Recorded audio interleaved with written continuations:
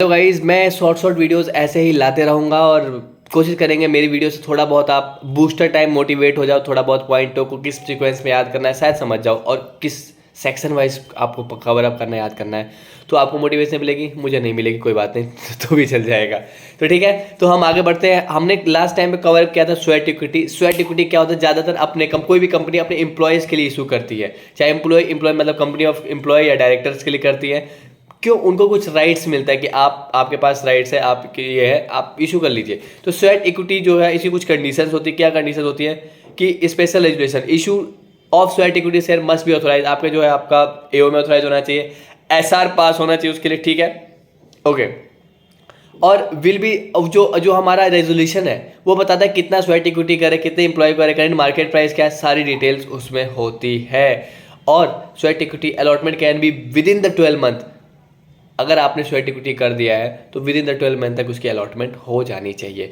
Guidelines आपको जो है कंपनीज एक्ट की गाइडलाइंस फॉलो करनी पड़ेगी, सेबी एक्ट की गाइडलाइंस आपको फॉलो करनी पड़ेगी। ट्रीटमेंट सेम जैसे नॉर्मल शेयर कैपिटल को होता है वैसे ही स्वेट इक्विटी का भी होता है, ठीक है। बात करूँ सर अनलिस्टेड कंपनी के लिए कुछ है? हाँ, ये तो लिस्टेड कंपनी का था। बिल्कुल अलग बात है कि अनलिस्टेड कंपनी के लिए है लॉक इन पीरियड कर दिया एम्प्लॉय के लिए। क्या कि आपको हमने अगर आप स्वेट इक्विटी दिया है, मतलब फ्री में दिया है ना, आपको मैंने स्वेट इक्विटी दिया है तो आपको क्या करना होगा, इसको 3 साल तक ट्रांसफर नहीं कर सकते, ठीक है, ओके। रजिस्टर मेंटेन कर दी कंपनी भाई, जितने लोगों को स्वेट इक्विटी देती है उसके लिए रजिस्टर मेंटेन करती है। SS3 फॉर्म नंबर में लिमिट कहते हैं भाई कि लिमिट है इसको इशू करने के लिए 15% से ज़्यादा नहीं होना चाहिए पेड अप शेयर कैपिटल का।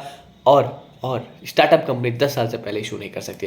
एक्सप्लेनेटरी बोर्ड स्टेटमेंट देना होगा, ठीक है। Treatment of non cash consideration, कोई अगर ऐसी कुछ non cash non monetary consideration मिली हो तो उसको हम बैलेंस शीट में डाल के बैलेंस शीट में डालेंगे, ऑब्वियस सी बात है, ठीक है। उस वो डालेंगे। डिस्क्लोजर ऑफ डायरेक्टरशिप रिपोर्ट, आपको उसका डिस्क्लोजर देना पड़ेगा। एम्प्लॉय का मतलब यहाँ पे भाई एम्प्लॉय चाहे वो यहाँ काम कर रहा हो, बाहर काम कर रहा हो, इंडिया में, outside India, director, whole time director, कोई भी डायरेक्टर सब चलेगा, ठीक है। ये इसके बारे में बात कर रहा है, ठीक है। हमने पढ़ लिया यहाँ तक। अब हम बात करते हैं sir 62.62 right issue, 62 ESOP, 62 preferential issue. आसान है, ओके, कवर करते हैं, फटाफट कवर करते हैं। राइट इशू बहुत छोटा सा पॉइंट है। 62 का फर्स्ट का वन क्या था? Right refers to the entitlement of the existing shareholder to receive invitation of offer, ठीक है। राइट एक तरीके से आपको इंटाइटलमेंट मिलता है कि आप इस प्राइस पे, आप करंट शेयर होल्डर है, हम बाहर वालों को ऑफर करने से पहले आपको ऑफर कर रहे हैं क्योंकि आप हमारे करंट शेयर होल्डर, चाहे शेयर होल्डर चाहे एम्प्लॉय हो, बेसिकली शेयर होल्डर्स, ठीक है। Okay, the offer shall be made by the notice. Obvious बात है, हम उनको कैसे पता चलेगा कि हम राइट से दे रहे हैं? ऑब्वियस बात है, उनको नोटिस देंगे। The number of share offer, ठीक है। Limiting of the time being less than of the 15 days of such number may be prescribe और not exceeding 30 days from the date of offer, ठीक है। जिस दिन ऑफर आएगा उसके 15 दिन तक हम उसको नोटिस देना पड़ेगा और 15 दिन तक सामने वाले बंदे को, यानी किसको? शेयर होल्डर्स को रिप्लाई देना होगा कि भाई उनको ये राइट एक्सेप्ट है नहीं है। अदरवाइज अगर उनको ये राइट एक्सेप्ट नहीं है तो भाई उनकी जो हमने राइट्स दी है वो डीम टू कैंसिल हो जाएगी। हम ये मान लेंगे उन्होंने एक्सेप्ट नहीं किया है, ठीक है। इसके बाद जब टाइम एक्सपायर हो जाए तो ड्यूटी बनती है किसकी? कंपनी की डायरेक्टर्स की, कि भाई जो आपने नोटिस भेजा उसको इस तरीके से डिस्पोज ऑफ किया जाए कि उसको कोई गलत यूज़ ना हो सके। डिस्पैच यानी कि नोटिस को भाई भेजने कई तरीके, registered post, speed post, electronic mode, courier and any other prescribe mode. Clear है? ओके, अगर मैं बात करता हूँ सर ESOP, हाँ, बहुत अच्छा पॉइंट है। ओके, ESOP हम अपने एम्प्लॉय को ऑप्शन देते हैं कि फॉलोइंग डेट तक कि आप अभी की प्राइस यही रख लें, चाहे आपसे इतने टाइम तक का टाइम है, आप इसको आप अभी खरीद सकते हैं, ठीक है। अभी के प्राइस में आप खरीद सकते हैं, बाद का पता नहीं, बाद क्या होगा नहीं होगा। तो employ stock option means option given to the director of the company, employ और employ of holding company, subsidy company और इट्स होल्डिंग और its their subsidy company, if any of which the benefit of the right is given to that person, ठीक है। तो इसकी कुछ condition की बात करते हैं। हाँ भाई, एओ में ऑथराइज होना चाहिए, SR पास होनी चाहिए, बहुत बेसिक कंडीशन। एलिजिबल एम्प्लॉय को मिलना चाहिए। एलिजिबल एम्प्लॉय कौन होगा? सारे होंगे भाई, परमानेंट होंगे, पर ऑब्वियस पहली बात तो परमानेंट होनी चाहिए। परमानेंट होगा, डायरेक्टर होगा, डायरेक्टर चाहे वो होल टाइम हो, whether the time of director या होल टाइम, कुछ सब चलेगा। लेकिन कौन कौन लोग एम्प्लॉय में नहीं आएंगे? मेरे ख्याल से प्रोमोटर नहीं आएंगे, ठीक है।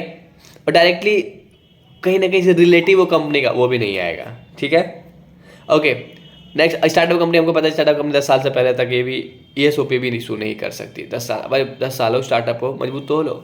एक्सप्लेनेटरी स्टेटमेंट होना चाहिए जो कि कुछ डिटेल को करेगा। अदर कंडीशंस भी है, तो कंपनी जो भी ग्रांटिंग देंगी सामने वाले को पता होना चाहिए कि वेस्टिंग अमाउंट क्या है, वेस्टिंग क्या है। हम एक तरीके से फ्रीडम देते हैं अपने शेयर होल्डर को, फ्रीडम देना चाहिए कि आप इतने अमाउंट तक पे अपना वेस्टिंग कर सकते हैं, आपको वेस्टिंग अमाउंट क्या होना चाहिए। अदर कंडीशन क्या कहती है sir, the company of grant, जो हमारी ये पॉइंट्स हमारी अदर कंडीशन को कवर कर जाती है, ठीक है। और भी कुछ रूल है, बिल्कुल रूल है भाई। There shall be the vesting period offer, जब इशू और वेस्टिंग का टाइम 1 साल तक होना चाहिए। There shall be minimum period of the 1 year of the grant option and vesting of the time. बिल्कुल 1 साल का पीरियड होना चाहिए, ठीक है। उसके अंदर तक आपको ग्रांट ऑफर कर लेना पड़ेगा, आपको एक्सरसाइज कर लेना पड़ेगा, ठीक है। डन। एक और रूल नंबर 12(8) है, वो कहता है कि भाई the option granted employees shall not be transferable नहीं है, ठीक है, ट्रांसफरेबल नहीं है। In the event of the death of the employee while in employ all option granted to the till the vest of the legal heir is. Obviously बात है, अगर employ ही मर जाए तो उसके लीगल हेयर को देगा, अगर अनसाउंड हो जाए तो भी उसको लीगल हेयर को देगा। इन सच कुछ केस में ट्रांसफर अलाउड है, अदरवाइज किस चीज़ में इसको ट्रांसफर अलाउड नहीं है। क्लियर है? ओके सर, क्लियर है। प्रीफरेंशियल इशू बहुत नॉर्मल छोटा सा पॉइंट है 62 का एक, जो कि प्रीफरेंशियल इशू कहता है कि भाई हम कोई कंपनी कभी कभी प्रीफरेंशियल इशू करती है कि अलग तरीके के राइट्स देती है कि इनको, चाहे वो कंसिडरेशन कैश में हुई हो या कैश में नहीं हुई हो, ठीक है। ओके, अब बात करते हैं सर 62 का एक और पॉइंट है। 62 का एक और बेहद पॉइंट है। 62 का 1, 2 जो भी हमने पढ़ लिया, 1, 2, 3 CABC। अब बात करते हैं सर 62 का एक और पॉइंट है, क्या? Conversion of debenture and loan to share. Conversion of debenture loan to share, हम क्या लोन या डिवेंचर को शेयर में कन्वर्ट कर सकते हैं? ठीक है, no restriction to allot share on a conversion of debenture. कोई रेस्ट्रिक्शन नहीं है भाई। Nothing in this section shall be apply in increase on सब increase the price of the capital. कहने का मतलब भाई क्या है कि ये सेक्शन ऐसा कुछ नहीं कहता है कि इसको अगर करने से आप जो है अपनी शेयर कैपिटल को इंक्रीज और डिक्रीज कर सकते हो, ठीक है। तो ऐसा कुछ भी बात हम यहाँ पे ऐसा कुछ नहीं कर रहे हैं, मतलब ऐसा कोई नहीं कहता है। क्या कन्वर्ट कर सकते हैं? हाँ, कन्वर्ट कर सकते हैं, ऐसा कोई रेस्ट्रिक्शंस भी नहीं है।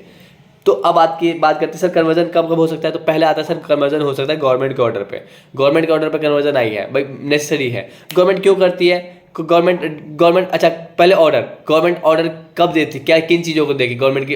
कंपनी की फाइनेंशियल कंडीशन देखती है, डिवेंचर के लोन्स की कंडीशन देखती है, रेट ऑफ इंटरेस्ट देखती है कि पेबल है या नहीं है, ठीक है, और सच अदर मैटर जो भी नेसेसरी होता है उसको देखती है। गवर्नमेंट ऑर्डर देती है पब्लिक के interest where the debenture have been issued by the company to the government, ठीक है। if that government consider that necessary, if the government think that it is necessary for the public interest, then he do so, वो उतना काम फिर वो कर सकती है, ठीक है। such debenture and or the loan or any part of thereof shall be converted of the company such condition, ठीक है। तो क्या अगर जरूरत पड़ी तो उसके लिए बढ़ाना पड़ेगा? बिल्कुल बढ़ाना पड़ेगा। क्या कंपनी इसके लिए केस कर सकती है गवर्नमेंट पे? हाँ, बिल्कुल कर सकती है। अगर उसको सहमति नहीं हो तो केस कर सकती है लीगली।